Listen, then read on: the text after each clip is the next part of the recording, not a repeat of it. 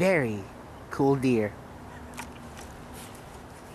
My goodness, I really hope I'm not witnessing Bambi. Of course, if it was Bambi, he'd be crying. Very cool. Hello, I'm Daniel G. Wilson, and this is DGAW Interviews. Today, on DGAW Interviews, I'll be talking to...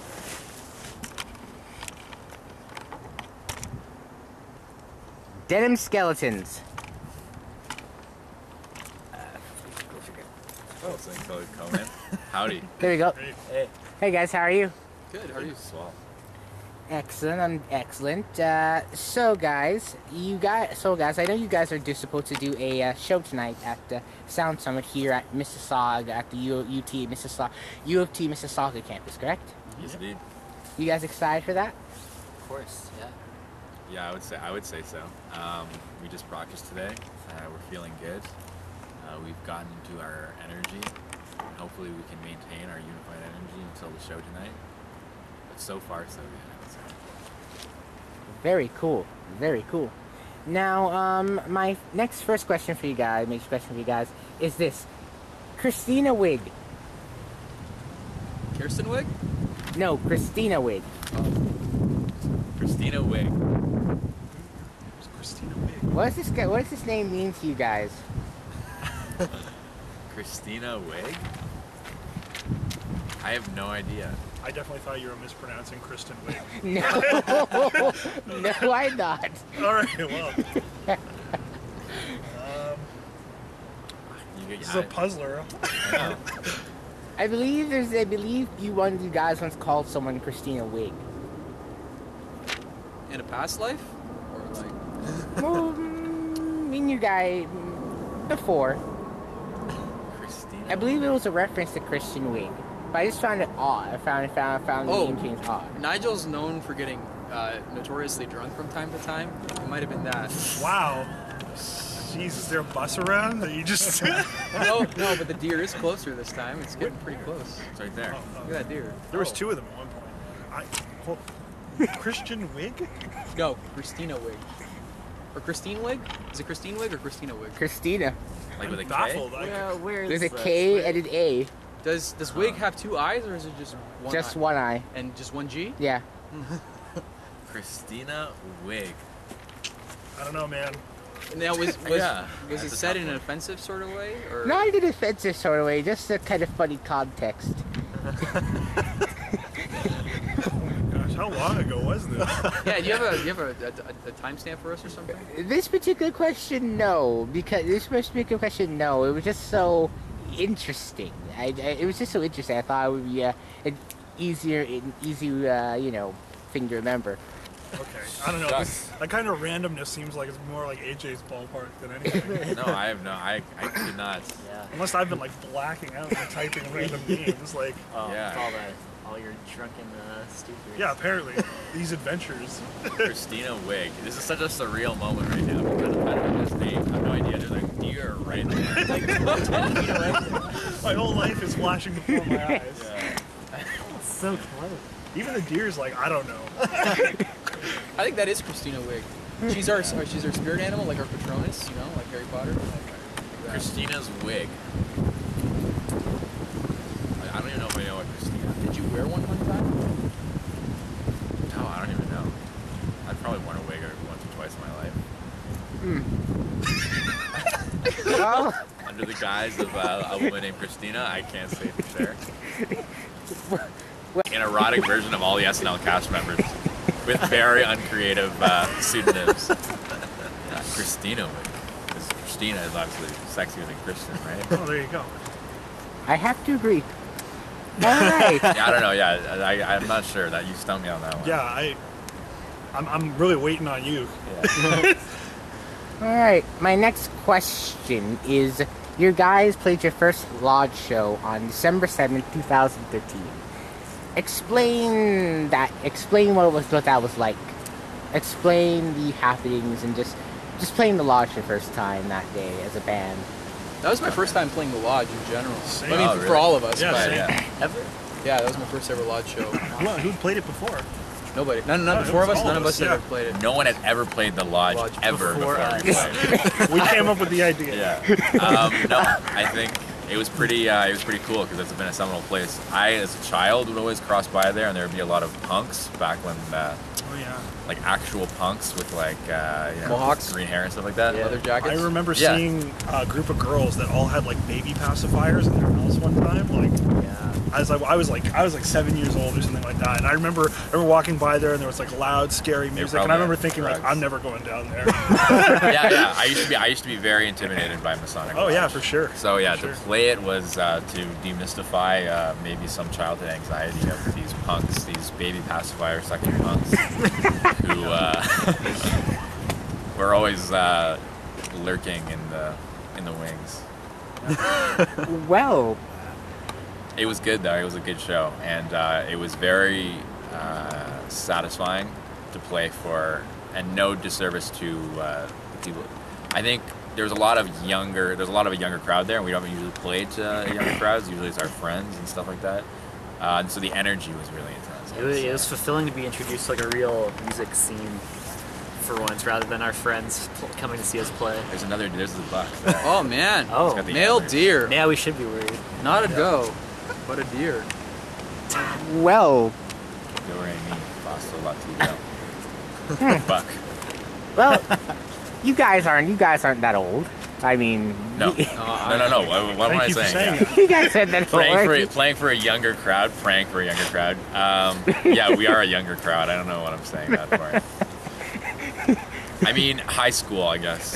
High school crowds are there's a very good energy. I'll say that. It's a lot more raw. Yeah. I have to agree. But I do have to ask, who are these pacifier punks? Who are these kids with pacifiers in Oh, their I don't know. mouth? The stuff of nightmares, I guess. I'm going to I could be.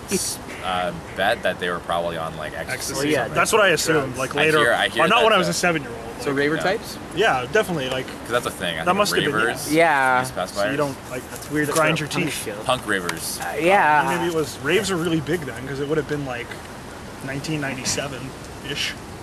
I doubt they're playing jungle music in the Masonic Lodge, but that would have been pretty great. Some messed up shit used to go down there, from what I've heard. Yeah, this is interesting. Very interesting. I have to go through the records. Now. Yeah, Sonic Lodge research records. Sonic Lodge. See if there's jungle music that's played. Or in like a Sonic Lodge. weird baby fetish night or something. That The baby fish night's more likely. Yeah. Yeah. I've That's heard. what Slim just heard. And you know what? Actually, I think these pacifier punks weren't there for a show. They're there for a Freemasons meeting. I think that's what. Oh, it was. So it goes deeper than we could possibly understand. than we should really even try to, because I don't know. I already feel a sinister something. That buck is watching us closely. Oh, 100%. So. And they're eating from something. There's like a large mound of. Yeah, they're having family dinner. Those are bodies. I was gonna say, is that the body of another deer? I'm not sure. They cannibalized our own. Well, most animals are opportunistic opportunistic carnivores, so I wouldn't be surprised. I wouldn't be surprised. Fun fact. I'm tired of these optimistic carnivores. I've seen pelicans swallow pigeons. I've seen cows swallow chickens whole. What? Where have you seen been? this? to hell and back with the pacifier punks. Have you ever been to a Freemasons Where meeting is of that Masonic Lodge? story? They're swallowing all kinds of things whole there. I'm not surprised. I think I would be surprised. You can picture a cow just like sitting, just dangling a chicken and just cackling and swallowing it. No, just the baby chick just goes up to the cow and just clomps down on it. Oh, okay. Wow, that's dark. Yeah, not as dark as the pelican eating a pigeon. Pelican eating a pigeon I would wish I could see that. It just swallows it and it just keeps hitting it with its bill. You just see it like the shape of a pigeon going Yeah. down the neck. You want to hear It a doesn't dark go- bird story? There was somebody, one of my friends was at, they made this yearly trip to Marineland for Father's Day. The worst. And yeah, well, I know, I mean, whatever. Make of it what you will. But anyway, they were in the parking lot because they brought their own lunch or whatever. And apparently a lot of these families did that. They would bring their own lunch to these kinds of things and then leave the park for the lunch. And of course, you got all sorts of seagulls and stuff hanging around. And he saw in the parking lot this seagull trying to eat a sandwich, get hit by a car that was pulling out of the parking lot. The seagull's mangled, but is still trying to eat the sandwich, like as its last dying action. Like, that's commitment, but it was also horrifying. Like, I wasn't even there, and I feel really unnerved by the whole thing. That doesn't surprise me. Seagulls are devils. Music. Yeah. What kind of sandwich was it? I believe it was ham. Oh, ham sandwich. Ham That's sandwich. brutal. Imagine dying for a ham sandwich. Didn't Mama Cass die that way? Yes, she did. Too soon. Your own kind of sandwich. Come on. I'm gonna Tough I'm crowd. gonna spin around just to make sure that was set. That's about what, 40 years too soon, man. 40 years. Yeah. Yeah. Okay. Now my next question is, oh yes, you guys were involved in a major conflict that happened in these here parts, west of Toronto, something called the Peel Turf War. Now I know that lives were lost during this major battle and that lines were drawn in sand, but tell me about this Peel Turf War that happened. Oh, the lines. All the lines drawn in sand. It was, we entered into the Edge contest. Edge has this next big thing contest. And it just so happened that 4 bands from Peel made it through to the top 20, which is a big deal for Peel. And yeah, it was Auckland, Orca, Dan Daly, and us. So yeah, Jacob actually deemed it the Peel Turf War. Yeah, you heard it here first. I did. Hashtag Peel Turf War. In good spirits. Armless Jacob. Yeah, he lost both his arms in that. You see this right now? How am I expected to play a show tonight if I've got no arms? He can't even draw a line in the sand. Give me a stick, I'll try it with my mouth. I know. You want any old stick? Yeah, any old stick. Put it in my mouth. No. I thought you were serious. I can't Are we believe just you're gonna watch you try and draw a line? I thought you were gonna spell Peel Turf. Stand over there. I would've. That's the line between Peel and anywhere else. Yeah, it was all in good Masonic spirits. The Peel Turf War. For the People record, did die though. nobody from the top 20 that was a Peel band proceeded to the next round. So, boo! The solidarity was formed and it was made ever stronger. So. Very well said. Well said. Yeah. I remember that war. And from the blitzkrieg that day, I ran forward to the horizon. It's a social media blitzkrieg. I mean, I just remember being under the table with hands on my ears. These kinds of noises. Very cool. Alright, now, my next question for you guys is imagery. I've noticed that you guys have a very interesting aesthetic when it comes to the imagery on your work, on your posts, with your albums, everything.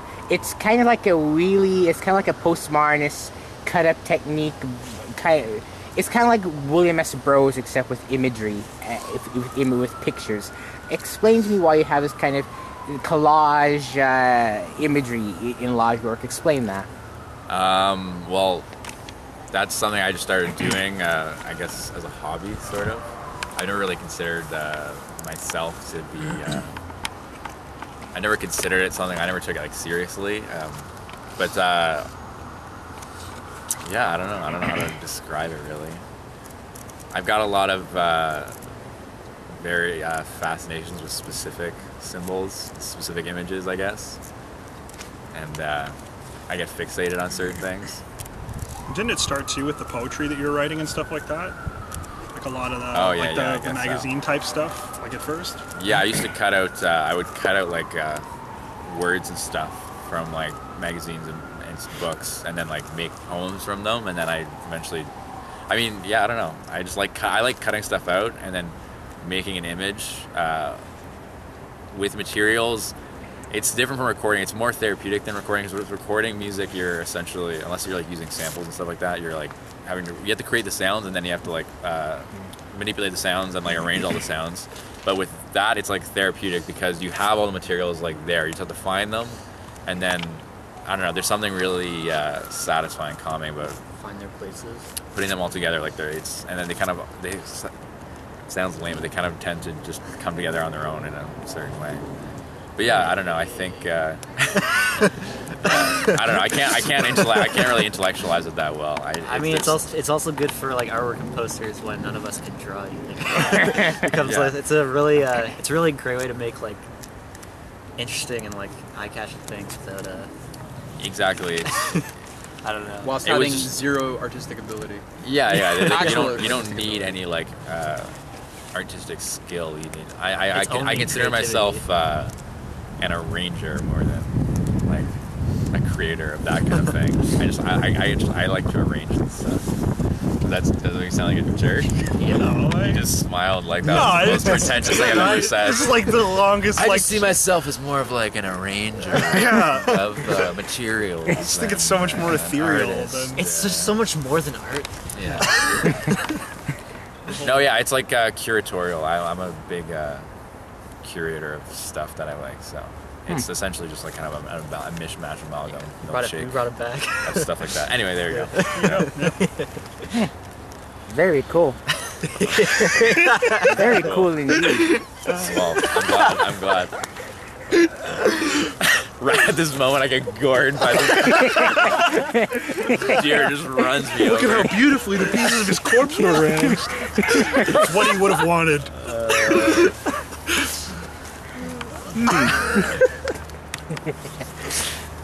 All right, my next question is for Jacob. Here, Nick. Which? Okay, because there's two Jacobs, so Armless Joe over there. Armless Jay. Jacob, cable wrap. Oh yeah. Do you have any aspirations to working in the AV world? You'll more than likely hear that the first prerequisite is that you know how to wrap a cable properly before they'll ever consider hiring you. Nigel, who is knees deep in recording, as per running a bit of like a recording blog specifically for beginners, he suggested to me, he's like, hey, you stress the importance of wrapping a cable properly, so hey, how about I film you doing an instructional on how to wrap a cable properly? So we did it in a church in Streetsville, and I think I did a good job in instructing people on how to wrap a cable properly. It's also now the bane of my existence in that it's brought up at all my workplaces frequently. Or if there's a messy cable, they're like, just give it to Jacob because he'll wrap and fix that cable properly. Let's bring up this video. The cable whisperer. All in good fun though, guys. All in a day's work. I'd like to see you wrap a cable right now. If somebody gives me a cable or anything that resembles a cable, I will wrap a cable. How about that log? with his mouth in the sand. Yeah. I think that video has gone very far, and honestly, I couldn't have done it if it wasn't for my dear friend Nigel. The video's kind of become bigger than itself in a way. Yeah, it has like 2 million views now. It actually has 13 million views. Close. Yeah. Kind of got swept up in the zeitgeist there. That video has so many views. Sensation. YouTube has paid me $13,000 in royalties, but because I'm a really good person, I've actually donated it all to a great cause. Yeah. Automatic cable wrap. It's for people who have Because no they could arms to never wrap do it as cables. good, despite his tutorials. I actually lost my arms in a cable wrapping incident. Cable-related incident. Yeah. So, you can go to his website for the charity, agreatcause.org. That video, there's like 17 different links to that very same video. And you can watch it 17 times. If you've ever wanted to see what a cable wrapping video looks like, but 4,000 times slow down, agreatcause.org. Yeah. Check it out. Yeah. .net. I'd watch it. Dot swag? Yeah. Slowed down, like it's beautiful. Actually, our next record is just going to be a 45-minute ambient drone of that cable wrapping video. Yeah. In the sound. You know it. I'll buy it on vinyl. Am I allowed to pose a question? Why does it smell like pencil crayon in the fall in the woods? I was thinking that actually. Because we're near university campus. There's like That's a right. scholarly something in the air. It's the school material smell. Yeah, the spirit Smells like a of pencil the case. spirit of all things scholarly, academic. Like pencil crayons. Actually, whenever I think of like the academic smell with schools, I usually think of Lonely Friday Nights. With a DVD player. That's what I think. that or $5 chicken sandwiches That's really specific. that are being sold over there right now. I don't know what it is. I think there is something about that though. There's some sort of intense joy in the fall weather and like a fresh case of pencil crayons that can alleviate any lonely Friday night with the DVD player for me. Yeah, I'll usually just jam the pencil crayons into the DVD player and then pass out from like holding my breath for too long or something. I don't know. Crying profusely. Yeah, that's my academic history. Well, the crayons are going to something. Laurentian Lonely Nights. Wow. This one smells like Lonely Nights. It's too so hot. Yeah. It smells like warm DVD player. Oh my god. I'm detecting a hint of Toshiba. All right. Yeah. Now, my next question for you guys is this. Yes. Why are you all so good looking? Oh, go on. Go on. No, go on. Continue. Yeah, you are a very good looking man. Explain Well, to me. that's fair. That's Why? It's all genetics. It's genetics, actually. based. So, you We want to got explain the beautiful genetics? families. the genetics. Yeah. So we're brothers, And we have both beautiful parents and gorgeous parents, and then their parents. They're cousins, they're actually our cousins. Yeah. interracially adopted, and I mean, who's adopted? You? Jacob actually. Yeah, I'm actually like a quarter To Trini. turn the stereotype on its head a little Quarter Trini. Yeah. And bit. 1/16 Native American. yeah, you have There's black and white photos of like ancestors from a long time ago that you managed to procure, right? And they were gorgeous. They were drop dead. So, and now they are dead, but they were gorgeous. They were gorgeous people when they were alive. Yeah. Gorgeous in death, dude. No, Yeah. they died as they lived. Gorgeously. So there you have it. Yeah. Very cool. Very cool. This one is for you, Jacob, right? Okay. You were vandalized on Christmas. I was like, Explain how this happened. I was on vandalized? Christmas 2009. Vandalized Christmas 2009. like my person was vandalized. It's like someone robbed you or person. something. someone robbed me.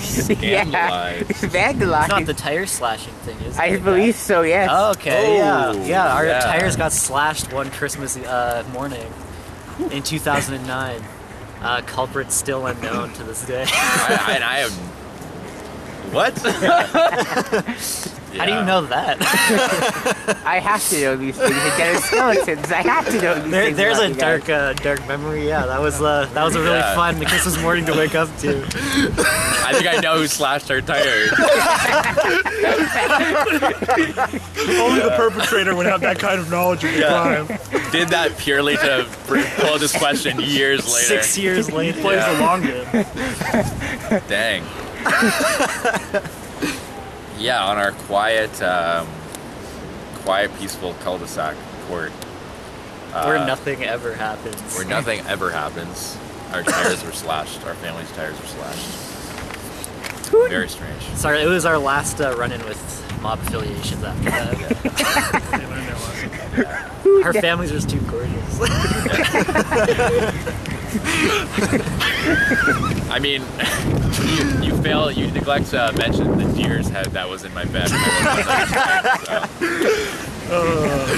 And that deer was also gorgeous. It's a good-looking deer. Yeah. Tasty head as well.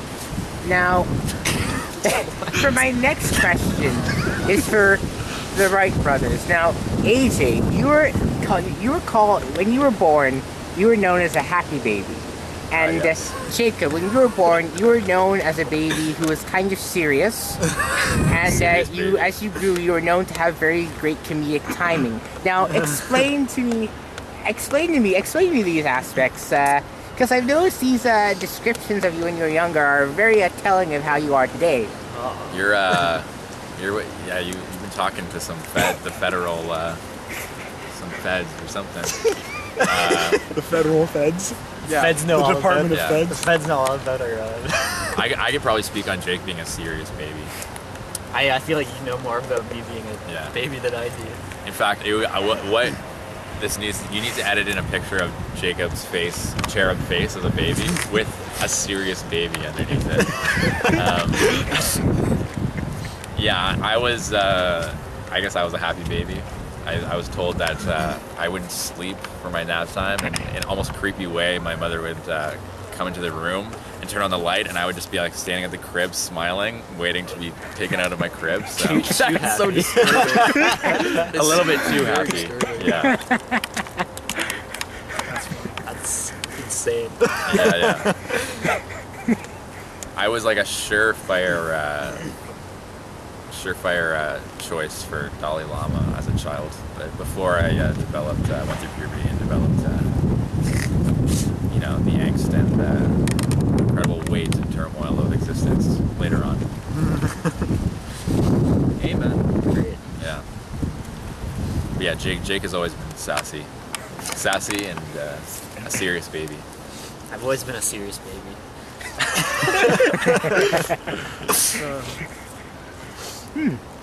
Very cool. Cooler than ever. Daniel, I think you're gonna be the death of Nigel. I'm just saying. It's the best line.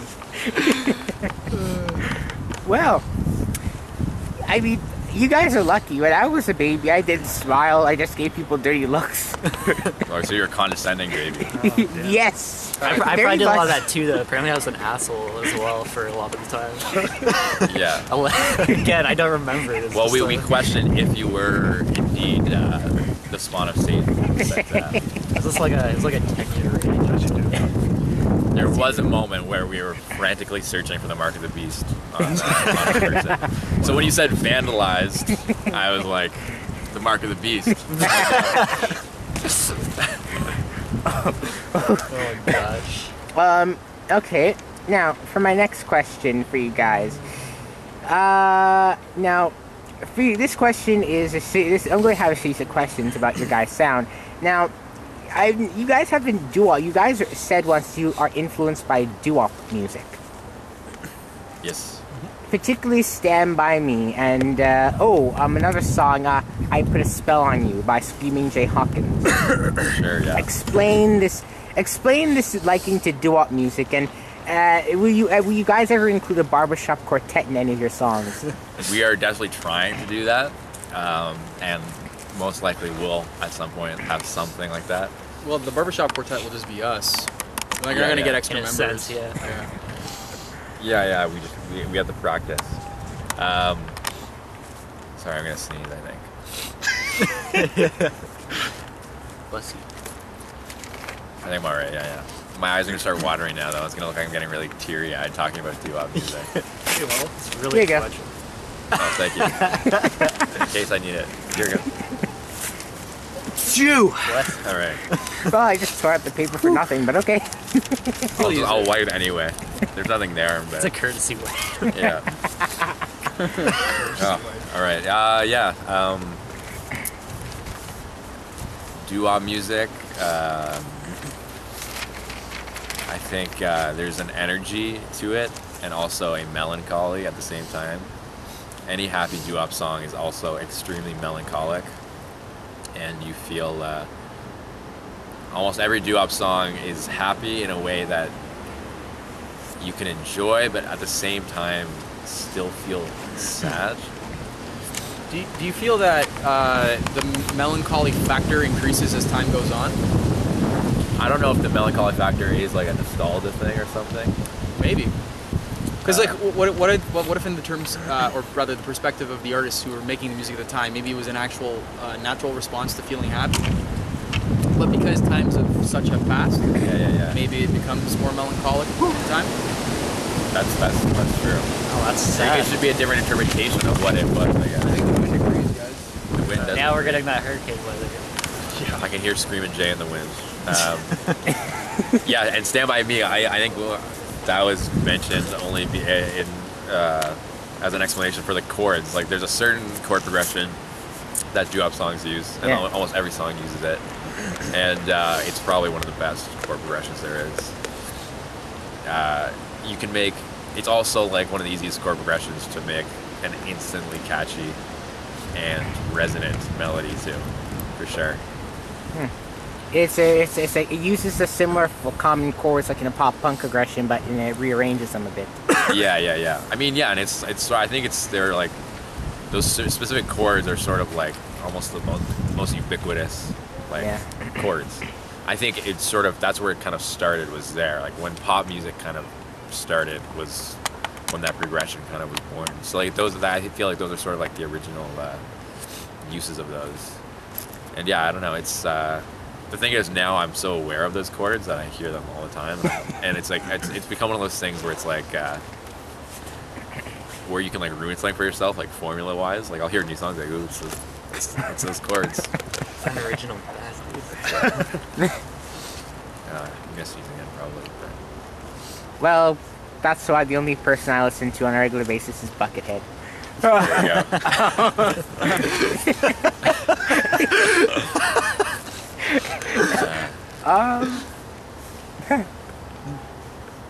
you go. Very cool. Yeah, and then I Put a Spell on You. I mean, that's a whole different thing. It's probably not doo-wop music. That's probably like just the origin of rock and roll music, and that's like. And again, I don't know. I that era, I guess, for the most part, was pretty. Well, there was a lot of weird stuff like fringe, like art stuff happening then too. But like, that song was huge. Very classic seminal pop song, but that guy and that way he performed that song and the way the song sounds is almost like, it's crazy, it's insane. Like it sounds like he's making like these demonic like pig orgasm noises in the song. And it's like in this song that like is like a household song. It's like he's touching on something so much darker in that song, and it's getting by like unnoticed almost, which I think is fascinating. And I think there's a lot of music, that's what I love about a lot of music in general, is music that can get away with like implying or touching through this darker like area of like existence or whatever, and then everyone's like loves the song, or is just like, it's my jam. This is my song. And it's interesting.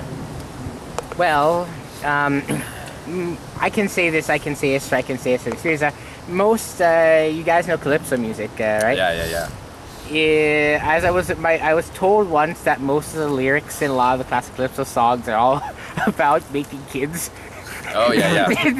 They're just done in such a way that you don't notice. Yeah, that's something that's actually really fun to listen for in older music, is the euphemisms and stuff that they're talking about. Because there is like a lot of songs are just about like sex and like, you know, sexual attraction. A lot of it's just about carnality. Yeah, like what's that Cole Porter song? What's that song? The bees do it, the bees do it. Yeah, Let's do it. Let's fall in love. Yeah, like the whole time, like it's like such a cheeky little song about. Or I saw Mommy kissing Santa Claus. I saw Mommy kissing Santa Claus, and then there is the whole other darker element of the doo-wop, which is like, you know, full-grown men idolizing 16-year-olds. Exactly. Yeah. Which is another thing that like I'm fascinated by, because it's just like this thing, it's like totally accepted, and like it just is, and it's such a weird like kind of fascinating in a way that is wrong. Yes. Fascinating in a way Let's where say that on the face of it. fascinating. It is wrong. It's wrong. No, but it's totally fascinating in the sense The of fact that it was being so widely accepted. of there, that no one's like thinking about it. Like, Yeah. if you think about like 16 Candles, like that's like that's not Yeah. cool. That's very weird. Yeah. And but the song is so good. Like, it just takes me back. You know, that's a lot of music. I don't know, and it's a weird thing. It's a weird moral area, I think. Well, it's funny too, like, because like you get like a lot of subtlety in the music. I think it's part of it, but like now maybe you don't get so much of it just because you can really say anything you want these days as far as like vulgarity goes. So I think that a lot of that just becomes more forward, whereas in the past they had to come up with creative ways to say it. Not that it's any less vulgar, but it's just maybe not feel like more sly. And it's almost more vulgar in the ways that they don't say it too, in a way, you know. Yeah. But yeah, there's something about that, like art that is kind of bordering on subject matter that is not agreeable, but the visceral response of the music itself, you can't deny, which creates an interesting sort of like paradox and sort of like confused feeling, and that disorients you in such a way that you are drunkenly aroused by music, and that's, you know, it's one of the beauties of it.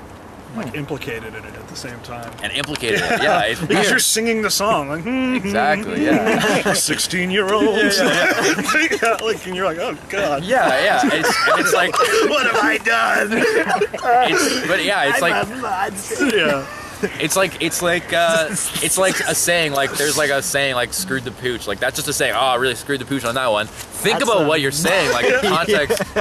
That's not cool. That's not right. Are you saying somebody at one point or another would have actually screwed the pooch? Well, where else develop would that? that come from? I mean it has to, right? But it's a saying that like you'll hear like in classrooms, like you really screwed the pooch, like just like. Well, they were definitely tossing the idea around. Let's put it that way. Yeah, there's ideas being tossed around in weird subliminal ways, and they're very. It's just weird. I don't know. Yeah, and you can hear it in all music. I was gonna like bring up Hotline Bling again. Why do you have to talk about Hotline Bling? No, just as a There's joke, plenty other weird examples. My question is the pooch a euphemism for something, or is it an actual dog? Is it the literal pooch? I mean, at one point or another, it would have had to have been a pooch. Like, I mean, both are kind of like weird references to be regular, though. Yeah, I don't know. The phrase at all being used, there is something that all these deers are loving to eat over here, because there are many a deer. Yeah, there's something about that phrase that's just upsetting no matter what it means. Now, on to my next question. Speaking about being drunkenly aroused by music, my next question is about your songs. In context of everything you're talking about, and now it sounds weird. I know about your songs. Okay, yes. Well, oh, shit. Now, your songs have a very drunkenly arousing type of atmosphere to them. Both your less so your songs and your demos, and more the songs and your two recent releases, Maldo and Bully.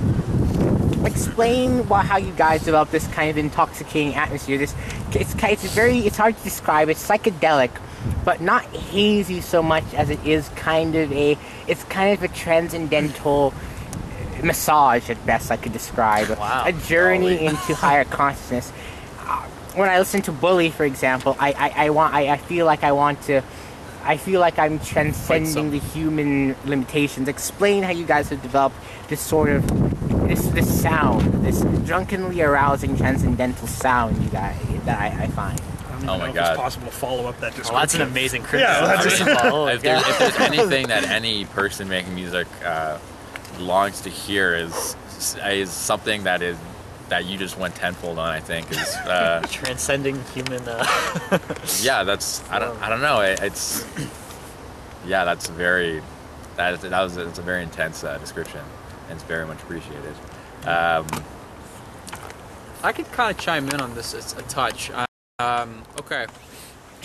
I think this band is largely based on trying to distort reality in like the slightest way. I mean, it doesn't have to be fantastical. That's not what we aim to do. But I feel like something, and I don't really drink often, and it's been a while since I even remember this feeling. But like, yeah, when you've had lots to drink, everything takes on like a slightly distorted shape of reality, and I mean, that's maybe where that drunken intoxication kind of comes from, is that we're trying to recreate that sort of audible aesthetic. Yeah. Magical realism. As a means of like manipulating the storytelling of whatever the lyrics are, and so on and so forth. It's also like relates back to like the whole doo-wop thing of something like underlying, like something creepy or like different, weird underlying like these regular songs. Well, I mean, because it's like, yeah, it definitely feels, because it's like the most freedom, and I don't know if that's like in regards to like choosing to like self-produce our music, the most freedom you can ever have.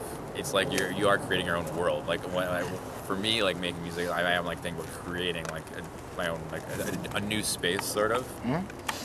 Without like trying to get too like lofty about that, it's just, I don't know, like creating a different space. So the song not only is just like music, but like there's a room. Like when you picture the song, you can picture it in a specific room. You can picture like the way the room feels. Like the songs are like rooms. Like it's like when you're listening to an album, it's nice when they all sound like they're in one place and you're like going to one place when you listen to them together.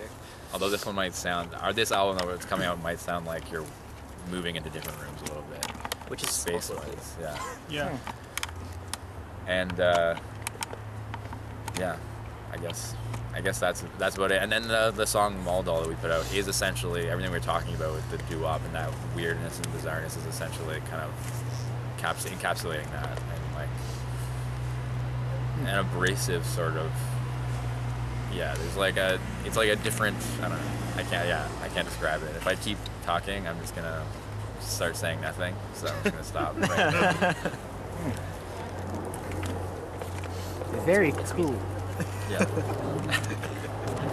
Now, you guys, speaking of rooms and and getting sounds, you guys recorded the drums for Bully in the Streetsville Ghost Station, if I'm remembering correctly. Correct me if I'm wrong there.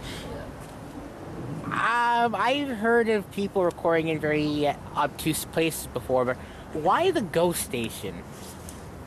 I love the drum sound, by the way, but why the Ghost Station exactly? The Ghost Station is just like, it's a place that we all live really close to, and we've done a couple recordings in there before in the past, and we actually tried recording Bully a while ago, and it just like nothing could make that song sound right. So after a while, we figured we had to do something like drastically different to make it work, and it just so happened that it was The Ghost Station. yeah, It was doing just the right something- sound. Yeah, doing something ridiculous like that made it perfect.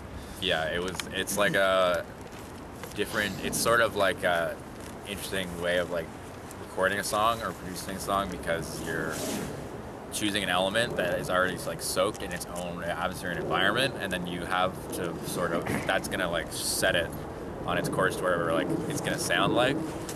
So yeah, it's interesting. It was a way of like, because sometimes if you have a specific idea for a song, it's really hard to get sometimes, but if you let something choose it for you in a way, you can like sort of follow it through that way. If you limit, and it's like there's a limiting aspect to it. Like in a good way. In a good way, yeah. It's feel like a like the helpful drums- mold for the. Yeah, no, for sure. And I feel like the drums, in this case, molded so much of the specific sound. And like once we had that, all the other elements just kind of fell in line around that sound. Just that atmosphere was just so present in what we were trying to do that once it was there, it's like, okay, well, this is very revealing of the way the rest of the song needs to go. And I mean, that's just kind of the way it was built around that drum recording. Yeah. And it pretty much just sounded cool. Yeah, that also that. It sounds amazing. I must say, with Bully, with the drum sound Bully, I have to compare it in many ways like a modern day When the Levi Breaks, that drum sound. I mean, Yeah, for sure. Yeah. I actually, we used the same miking technique on the drums that they used on the Led Zeppelin drums. Like, not exactly the same, because they were obviously in a giant castle. And but the Glyn Johns method for the one overhead way over the drums, and then another one over the toms for those overheads, that's so much of where the space comes from, and that's 100%. That was used on the Led Zeppelin recordings. nice. Yeah, I knocked it out of the park on that one. Awesome. I like that, like, I can just do this and Jacob can't do anything with it. Chin up. Look into the camera and say it. Chin up.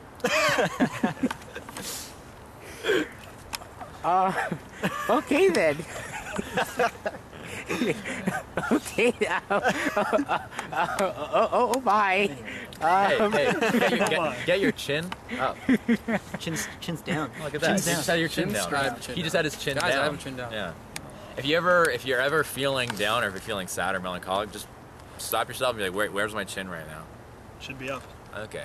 Okay, yeah. And then everything kind of like Come back to balances out. equilibrium. Yeah. Try it sometime. Or down. You heard it Or here do. first. Chin up. Yes, you did, kids.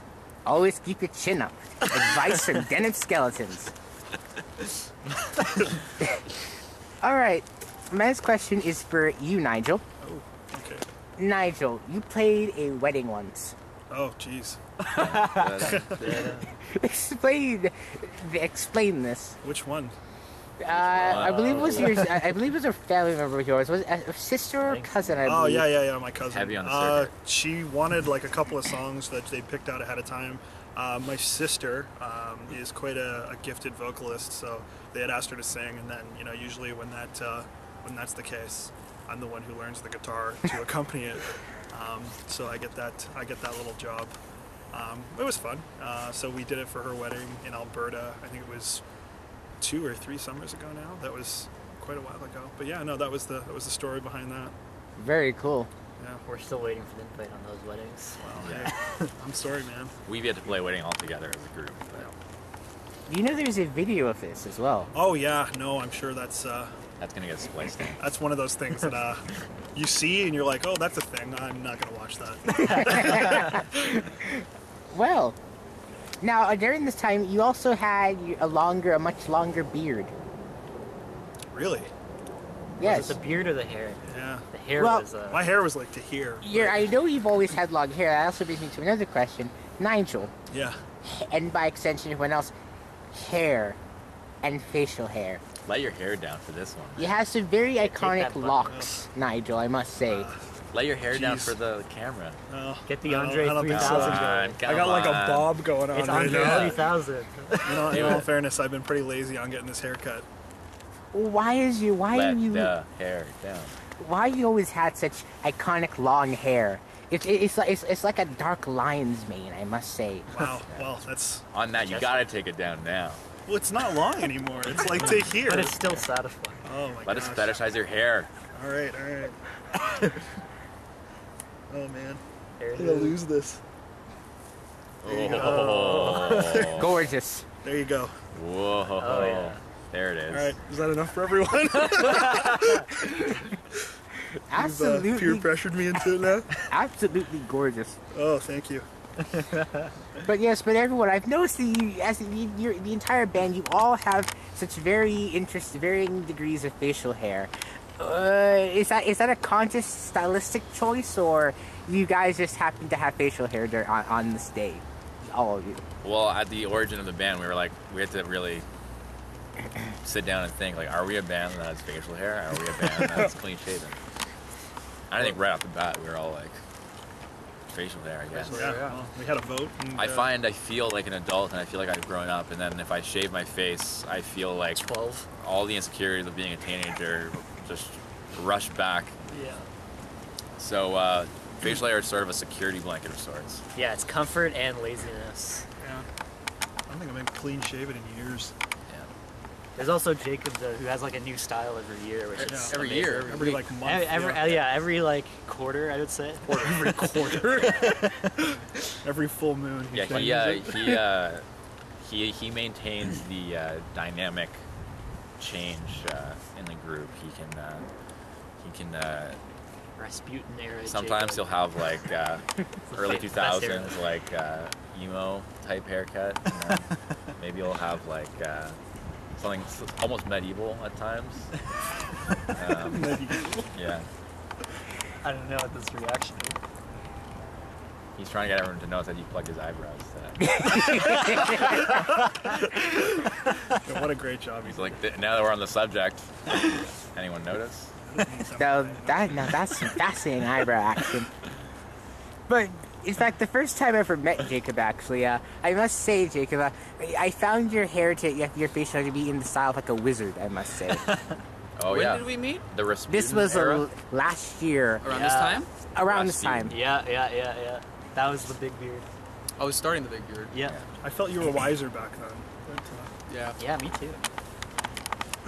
Everybody knows that intelligence quotients are perpendicular, parallel, either or. Facial hair. Relative to facial hair. Relative to facial hair and the length of time it takes you to pull from a cigarette or a cigar. That's how you can tell how wise someone is for how long it takes them. So is that why Lemmy is still alive? Sorry? Lemmy Kilmister from Motorhead. Is that, Oh, is yeah, that yeah, why yeah. he's immortal? I would bet. I think he's just doing a lifelong drag. Yeah, a lifelong drag. We're all living for that lifelong drag. Well, I mean, Keith Richards is doing that too. I mean, for every cigarette you smoke, 5 minutes are taken from your life and add to his. So Exactly. He's the cigarette vampire. Yeah, seriously. No, that is something else. I mean, there's not much more that can be said about Keith Richards, other than he's very lucky. I think his hands say all you need to know about him. You haven't looked at his hands? Look up a picture of his hands. And then you'll have seen his hands. Tell me little things. They're quite a sight to behold. yes, they are. Yes, they are. yes, they are. We're talking about Keith Richards' hands. Oh my gosh, you should be like, seriously? No, I know. Oh, to be held by the hands of Keith Richards. Oh God. That would not be a gentle Maybe sings get at 10 60. years on your life. No, I have an odd feeling that I'd see the face of death, but Or he'd just Yeah, like steal probably. your blood or something like that. I heard fortune tellers try to read his palm and they scream, a blood-curdling scream, and run out of the room. Fortune tellers look into his palm, they try to read his palm, and they see their own death. oh yes. Now, Palm readers. if you will. my next question for you guys is the Silver Dollar Room. Yes, indeed. Your first show, if I'm right, Kaku, was at the Silver Dollar Room. Yes, it was September 26th, Yes. 2013. Remember the day of that? I do. Jeez, That's cute. that's nice. It's a good. Wow. Never forget it. Now, what was- Because I had a mortifying experience. Oh. No, I'm joking. No. Now, tell me, what was it like playing after Christmas? Playing your first gig as a band? What was that like for you guys? September 26th. Oh, September. Yeah. So pre-Christmas. September, right. September. Fall Post crayon Labor smell Day. in the air. Post Labor Day. Yeah, it was actually the first song. On the very first song, I broke the high E string on my guitar, and it was a true testament to how I was at the time in regards to experience performing. Is that I required that string to be changed to play a specific song in the set.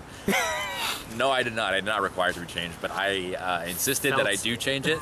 So halfway through the set, I stopped everything to change that string on stage, and what was probably The longest 5 or 6 minutes of all our lives. The picture of him right after he broke his string is actually the contact picture I have for him. Can on you my emulate that right now? there's a picture. My sister took a picture of me at the first show, and like I have my guitar on the ground and it's lifted up, and I'm just like. It almost looks like a Renaissance era painting. Like, There should be like a bloody war happening behind. but what makes it even more soul crushing for me is Nigel's despondent stance, like staring at me, changing the string. I totally didn't see that at first either. But yeah, and learned since then to relax and to go with the flow. It's all about going with the flow. If your string breaks, don't change it. Play the song differently. It's a good philosophy for life. Wow. And then keep your chin up at the same time. Surprisingly deep. Yeah. Keep your chin up and play that So song. if you do notice in that picture, if you find it, my chin is down. So You could have been different. Heard it here first. yeah. AJ. Coldplay. Coldplay. Yes. Yeah. What can I say? Coldplay. Coldplay. Birds go flying at the speed of sound. I'll tell you something about Coldplay. Yeah, when I was a youngster, I was super into Coldplay before I really heard Radiohead.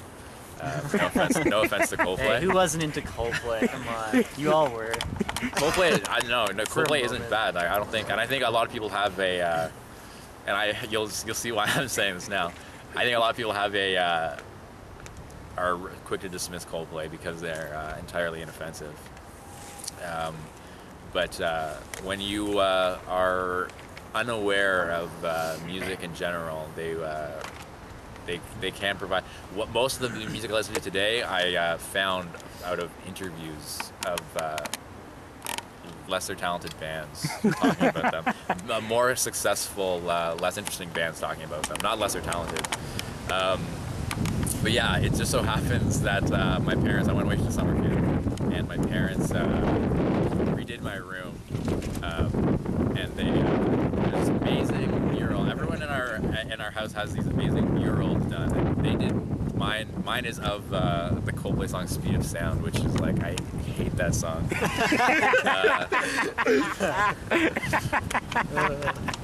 So yeah, and it's sort of this thing that kind of looms It's like 10 years strong now. We should. looms darkly in my room. Let's clear this up. It's not a mural. It's literally the musical Music script, sheets. the sheet music for Speed of Sound. Clear. Yeah. First page.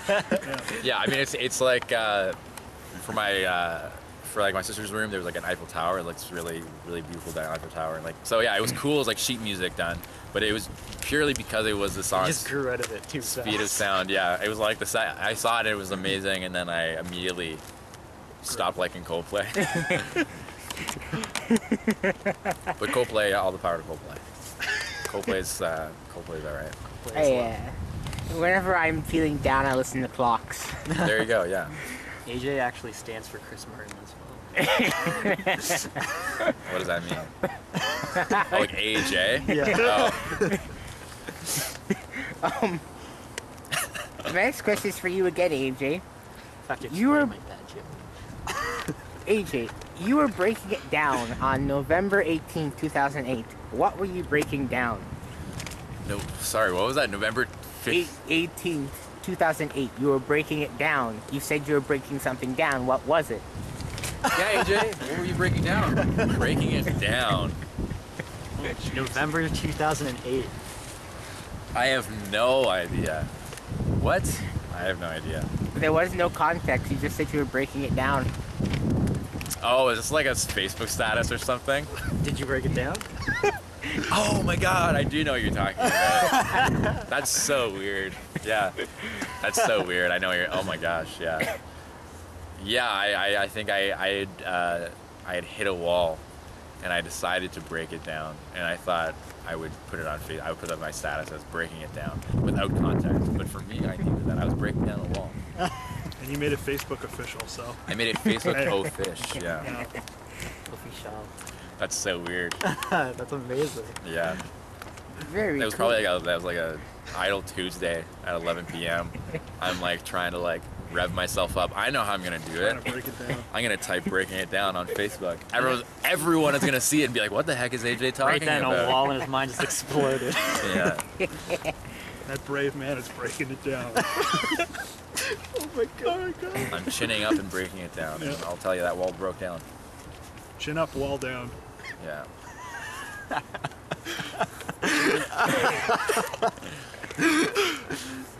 Wu-Tang Clan. Nice. Yep. Absolutely. What can I say about Wu-Tang Clan? Wu-Tang Clan and Coldplay. All the way. Wu-Tang Clan. Yeah.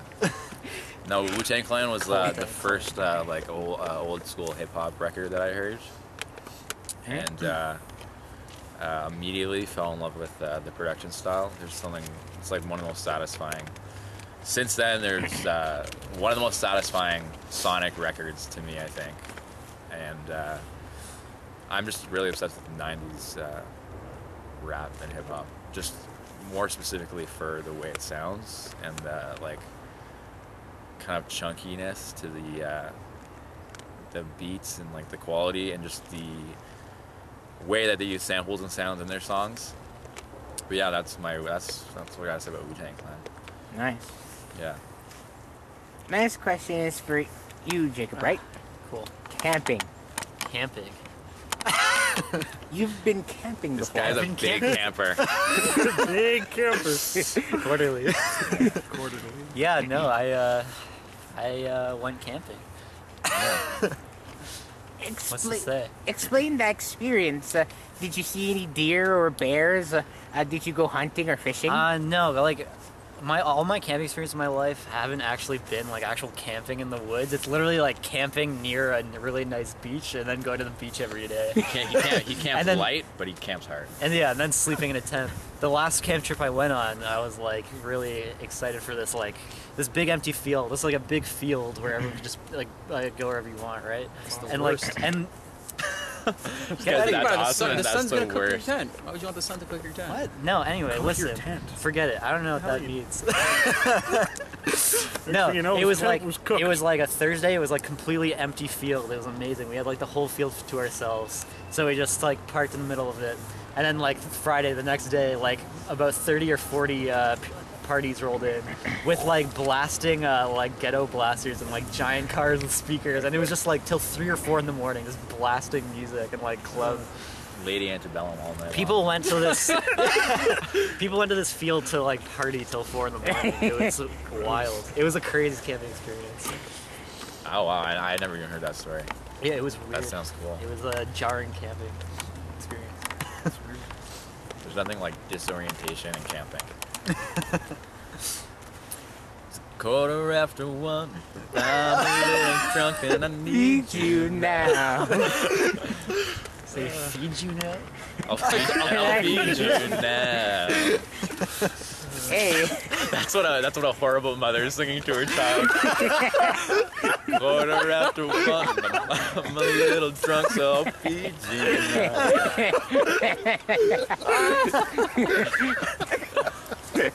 Yeah, you can think of it like it's a funny thing in one of two ways. It's either she's horrible because she is drunk and irresponsible and hasn't fed the child all day, and I was like 1 in the morning, like, oh, I should have fed the child, or because she has booze in her system, it's seeping it into the breast milk.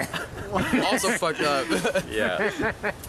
And then the baby is singing the same thing, but I need you now. Yeah. The duet of that first line of that song being sung back from mother to baby. who said that's a baby? Whoa! Oh, That is zing. That is cool. Salty dog over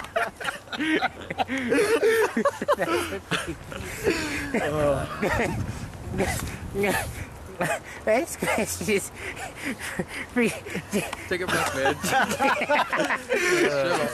Chill. We good. It's 1:15. Roll the credits. Very cool.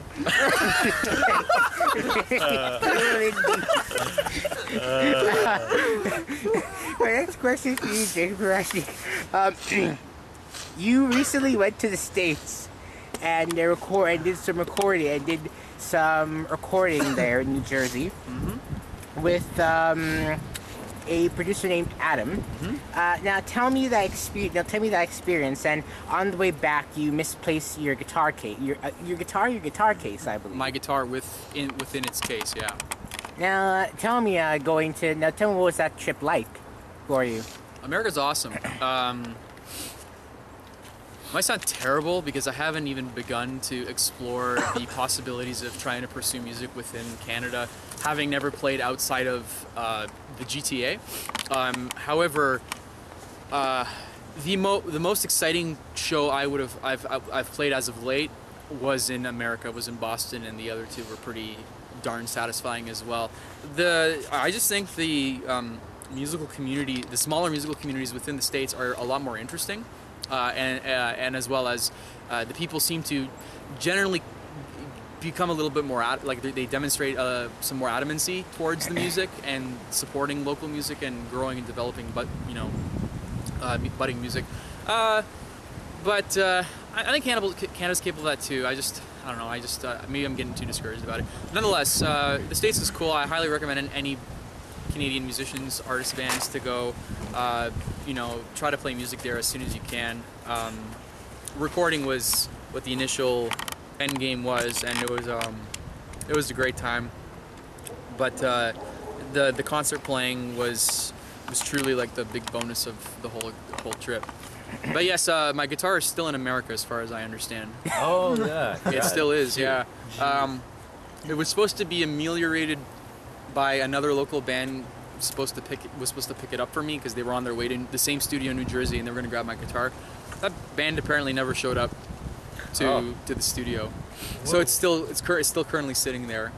It was an accidental swap. I grabbed the case that was identical to mine, thinking it was mine, but it was really a bass guitar of another band. So that bass has since been returned, but my guitar is still unaccounted for. Not a big deal. I just had to buy another guitar. A nice looking Telecaster from Rank, if I believe so. Oh yeah, that's right. Instagram, sweet. Yeah. It's making its debut tonight, and I'm very excited about that. Yeah. If you want to talk about guitar jealousy, you might as well turn the camera on this guy right over here. What? Guitar jealousy. Guitar jealousy? Guitar jealousy. Does he have it? Oh, of course he does. Yeah. Wow. I have a history of I don't know what Jacob's putting on me right now. Same thing he Being threw jealous me of my in. guitars. Yeah. I like Jacob's guitars. I invite you. Like I like his guitars. Digging for gold. It's your that's turn all. under the bus. No, Adrian. I have a bad history with guitars. In the sense that there's always something wrong with my guitars, and I need to invest in a better one. Sorry, I can't stop looking at that mound of whatever the deers. Whatever those deers are. Yeah. Doing. Deer mount. I can go check in on it if you guys are comfortable with that. I'm not Just don't uncomfortable. get gored. I don't know. We don't need to. You know, it's better a mystery. I'm pretty sure I saw the buck draw a line in the sand with his antler. So I don't think that deer had any Pretty legs. clear sign to me. I don't think that thing is for us. It looks like a large roast in the forest. It looks like a dead moose. It does look like dead. That's what I'm thinking. It's like a decomposing Oh, this moose is disturbing. that all the deers are eating from. Jeez. Maybe it smells like pencil crayons as well. Yeah. Just A mound lonely of- Friday night. a lonely Friday I'm gonna night, pitch if that you to ask me. Laurentian. Yeah. Dead moose or Lonely Friday night? We'll see how one goes, and Yeah. maybe I'll pitch the second one. Yeah, their chestnut is now a dead moose scent. Decomposing moose. Yeah. Now, my next question for you guys is about your upcoming album release show. Yes. Now, you guys have been developing your album for a while, for several months now. I'm just curious to know what your release show. What are you guys expecting for your release show? Do you have any interesting things planned? What can we expect from Denim Skeletons for next release show? And also a side question as well. Why do you have all the D's? All the D's. Before we answer the D question, we have a lot of very interesting things planned. Plant. Wow. Haha. All the D's. You'll certainly get some D if you come to the show. What we're expecting or hoping for is people to show up, and the Clark Hall venue in Port Credit. I don't know if you've ever been there before. I've been seen there it. before, It's a beautiful venue, with a surprisingly yeah, we all our shows we've played so far have just been other shows. We've been other people's shows and shows that we've been put on the bills for. This is the first time we're getting to do our own show and like create our own atmosphere of the show and like kind of dominate the atmosphere of the show. So Oh yeah. man, you just realized about the D business? We just added a host, Dragon. Like we really needed another D. That's great. No, Dragon, we're happy to have you, bud. Thank you. And Pretty is the odd one out. Bad joke. But yeah, That's a good joke. That's a good joke. No, don't tell him that. if we can, like, I'm gonna get encouraged. That was a good joke. I'm Outer gonna say some more. rooms? No, outer rooms too. Yeah. They're I forgot. Yeah. I forgot. There's yeah. They're Yeah. outer room. You're out of room. We have 3. There's 3 Ds. 3 Ds. Yeah, 4 yeah. Ds, including Dragon. 4, including Dragon. Yeah, that's right. 4AD. Yeah. Okay. Anyway. 4D. Yeah. So this will be if all goes as planned. We would like this show to be the most concentrated version of our atmosphere and music and all that stuff. Very cool. Get the words out of my mouth. Now, I have to ask you guys, since you guys are having a collection of Ds, why wasn't I involved? You are involved. Yeah, you can be involved somehow. Nah, I'll just be the guy in the back with shirtless screaming for entities. That's perfect. You know, I think we need that. We need some of that. That's Yeah. an element that's currently We missing. need more characters. Yeah. We need more Ds. Yeah, yeah. Bring all your Ds. Give us all your Ds. Throw some Ds on it. Hot Ds or small Ds? All shapes and sizes. Large? Yeah. All Ds? How about two-headed? Two-headed D, any Ds. Whatever floats your D. Yeah. Always keep your chin up and feel good about the D. Feel good about your D. It's the B's Ds. Sunny D. No matter what your D is, what it looks like, what it smells like, what it do. Getting our Ds up. Yeah. Keep your Ds up. Keep your D up. Very cool.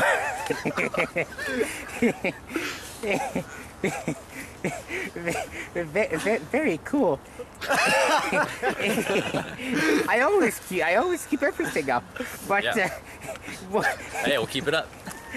now Come on. I'm getting encouraged now. I have to ask you guys the art of fiction. The art of fiction. What is the art of fiction? What is the art of fiction? I think, yeah. Well, I don't know. I have no idea what you're referring to, Daniel. But like the art, fiction is an art, like many other things, like sports, because you are telling a story Run with it, Jacob. and Just run. Start running. conveying a story in an interesting way can be artistic.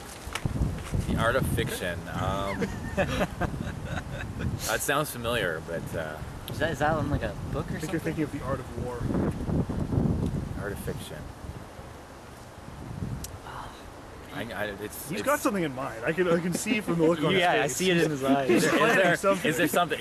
Is there another breadcrumb? We have a hint. Like- Like, There is no real bread. There is no real breadcrumb. I just noticed this. We just get the bread. Well, reading about you guys, and I know it's the art of fiction. I just thought it was very interesting. Yeah, I know it is, and it's on it. I know it's something. I just don't remember what it is. That's okay. Yeah. You What guys. is the art of fiction, really? I'm not criticizing fiction. I love fiction. I can go on about fiction. don't take Love this you, out on fiction. fiction, man. I'm trying to think if that's like an article or something. That like some sort of article. I mean, you didn't know who Christina Wood was, so you Yeah. can't put it past you. Yeah, we're 0 for 2 on that. I feel like we're doing badly. Yeah. Yeah. Failing at this. That's okay. Moving on to the next question. You guys were number 2 in the Jamsterdam Top 10 playlist for May 12th to the 18th, 2014. Oh Yeah, yes. yeah, Swell. What is this? Jamster? Amsterdam radio. Amsterdam. Oh, Test clouds. Yeah. Well, one of our songs was they put it on their site, and we were on that. Not much I can say about it, really. Shout out It was to really cool. Jamsterdam Shout- Radio. Shout Yeah, out to Jamsterdam. that was cool. The first, I think it was like the first like online bit of Recognition. encouragement, Yeah. that we got, and so that was kind of cool. Yeah. At Yeah. the time, I remember feeling quite chuffed about that. Yeah. Yeah. So that was a fun At experience. least like 20 people heard that. Yeah. Hey. That It's pretty great. the validation of one person is nice. Yeah, It's no, true. exactly. It just feels more official when someone else is posting it. Yeah. You know what I mean? Being in like a list. I like just being in a list is like okay, cool. We Yeah. made it. We We're on made a it to the thing. list. That's my sole dream is to be on a list. Some sort of list. Now, here are my other 2 questions for you guys. Yeah. Any list. Jacob Wright, youngest son band. Oh yeah. What he is. He's the youngest son. Go with it. Yes, but you have a project called The Youngest Son. I did, yeah. It was we all have like solo projects that we worked on for a while separately before coming together, and that was mine. And that was just basically writing a bunch of sad songs in high school when I had nothing else to do. And then, you know, once I got bored of that and wanted to do this instead, I moved past it. So Well, it's a very diminishing way to describe it. Well, it's all very beautiful music. Yeah. All done on GarageBand as well. Some of the most ambitious GarageBand recordings you'll hear. thanks. It was like the stepping stone to, you know, grow into actually working with 3 other people. So I'm glad it happened, but I'm glad it's over as well. Cool. My next question is for you, Nigel. Oh, A history of fireworks. There it is. jeez, there it is. Yeah, no, well, I mean, This guy As will give you a Jake history said- of fireworks. there's some ribbing. Yeah, no, that's a solo project that I was working on, kind of before, during, and you know, whenever I have time now. It's like I write mostly acoustic songs and then kind of fill them out later. So I did an EP that I think I put out in February. It was probably February Yeah. It was of this February. year. You would know better than I. It seems. But yeah, no, I was just kind of like, I had a whole bunch of really old material that I kind of wanted to get off my chest, so to speak. A history. Yeah. Yeah, and I did that actually. AJ and Jake were enormously helpful with that. Jake actually plays some of the drum tracks on the album, and I think there's one guitar recording that's actually AJ playing. I had a bunch of friends actually help me with it. And That music has existed in some shape or form. History of Fireworks has existed in some shape or form as Nigel playing in any friend get together, anytime there's been parties and all this stuff. So everyone in our circle of friends knows those songs, and they have such a strong, intense tie to a lot of our times together. So it was and then you actually got it in physical form. yeah, that felt definitely satisfying to get done. And I mean, I hope to be doing more stuff in the future. Like, we just had so much work to do in the last, I guess, year, really, with this stuff, and it definitely took priority. I've got a couple more songs that I'm working on currently, a little bit more. Hopefully going to develop that into a full album. But, I mean, who knows? Might get busy with this again, because we really want to hit the ground running as soon as, to be as cliche as possible after this album release. So, yeah, no, it's been a lot of fun. Very cool. Now, here's one major thing I have to ask you guys that has been bothering me ever since I first heard of you guys. You guys are named DENIMSKELETONS, and I have to ask you your name. And tell your name. Your name? I'm curious, why DENIMSKELETONS? Did you happen to open up a casket and find a skeleton with nothing but denim on his corpse, or Yeah. how does that happen? Yeah. There's like so many deers around here. There's a buck fight over there. There was No, Daniel, you can't kill a deer with if you can't see off camera, Daniel is attempting to kill a deer. yeah, With a set of keys. give himself More a of the graphic. brass knuckle key brass knuckles, and is threatening to hunt these deer. We can actually say Daniel's doing anything, but they can't see. Yeah. Exactly. I can't. And he's getting completely naked, and he's chasing these deers. I can't be prosecuted.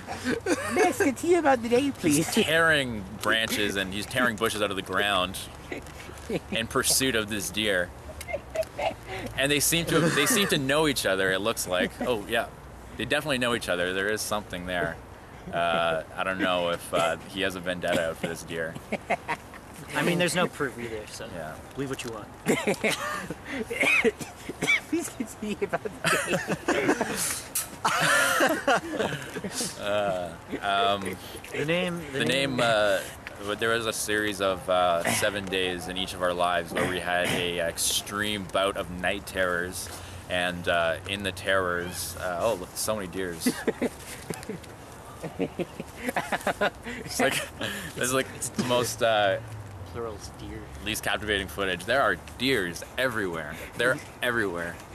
Night terrors. Yeah, so there's a series of night terrors we all had, and everyone's night terrors synced up to be the exact same thing. They were walking down a street, and there was a young child, maybe like Indonesian descent, in the middle of the road, and repeating Denim Skeletons over and over and over again. And we each had this dream separately for a period of about 7 days, in different points of our lives, and we kind of connected over that when I was describing this weird dream that I had. We found out that we all had the exact same dream. So there's a small Indonesian kid in the deep realms of our subconscious dreaming, repeating that name over and over and over and over and over again. And we decided to bring it out. I still hear it sometimes in my conscious A life. low, constant rumbling. Yeah, so That's what freaks me out about it. it's been brought out to the physical plane in the form of the name of the band. I'm not sure what it's honoring or what it is What it giving means. life to in the astral plane or the plane of subconsciousness. So that's about it. There are invisible deers everywhere now. Very cool. Yeah.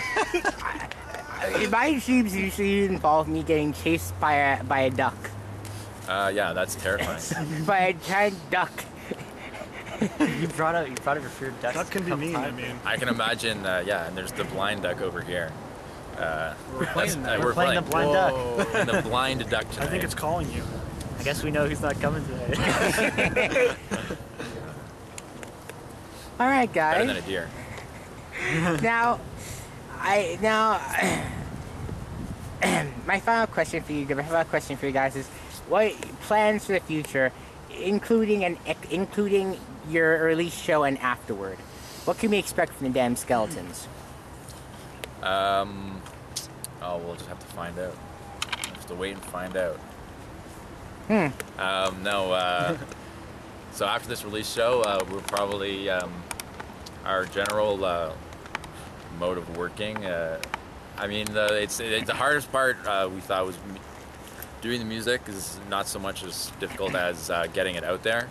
So I guess focusing on getting out there playing shows, but then the most natural progression is to start working on something new right away, because that's kind of just how we work generally. We're all itching to do that as well. Yeah, and this will be the first time we get a chance to all write together. So it will certainly have a different, incarnation. Daniel's drinking the blood of a deer right Yeah. Cranberry juice. There's fantastic off-camera action happening right now. We should have been filming this as Yeah. well. All right. A lot of fun to cut. Daniel currently has a deer by the antlers and is force feeding it cranberry juice. Hey, Bambi likes the red stuff. What can I say? Yeah, just so many wild things happening Can't argue with that. right over here, outside of the camera's view. All right. Guys, for an awesome interview. Thank you for an awesome interview. Thank you, Daniel G. It's a Wilson. pleasure to meet you, and it was fantastic and Keep your chin up. mystical today in this forest, surrounded by deer, literally running circles around us. Yes, those deer are amazing. It was a novel experience. All right, guys. I'll see you later. Thank you. So long. See you later. Bye.